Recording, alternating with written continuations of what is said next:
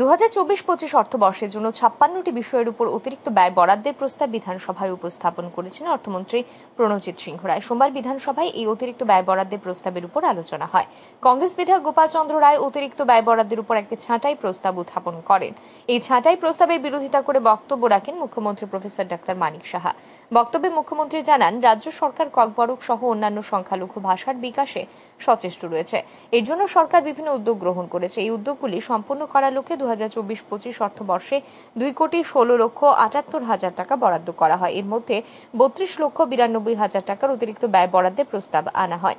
মুখ্যমন্ত্রী জানান, এই টাকায় সংশ্লিষ্ট ভাষাগুলির বিকাশে সেমিনার, কর্মশালা, পুস্তক প্রকাশ প্রভৃতি করা হবে। তাই এই ছাঁটাই প্রস্তাব সমর্থন করা সম্ভব নয় বলেই জানান মুখ্যমন্ত্রী।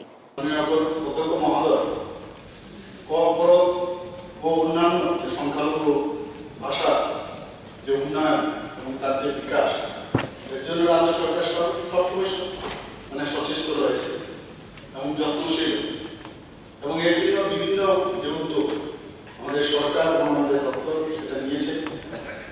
ককবরক ও অন্যান্য সংখ্যালঘু ভাষার বিকাশের জন্য রাজ্য সরকার অনেকগুলো যে পদক্ষেপ নিয়েছে, তার জন্য সেটাকে বাস্তবায়িত করার জন্য আর্থিকভাবে দপ্তরকে 2024-25 অর্থবর্ষে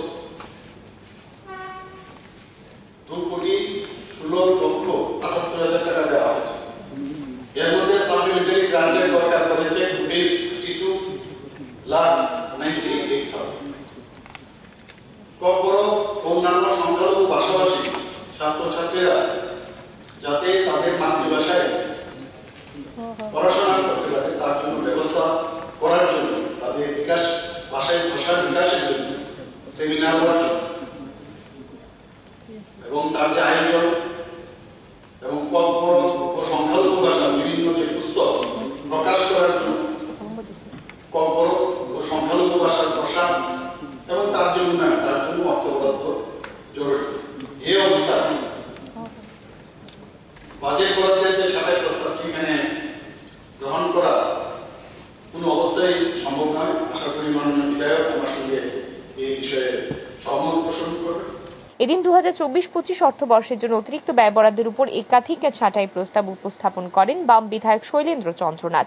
মুখ্যমন্ত্রী এই ছাঁটাই প্রস্তাবগুলো বিরোধিতা করেন। পরে 2024-25 সালের অতিরিক্ত ব্যয় বরাদ্দের প্রস্তাবটি ধ্বনি ভোটে গৃহীত হয়। ব্যুরো রিপোর্ট, আর ই নিউজ।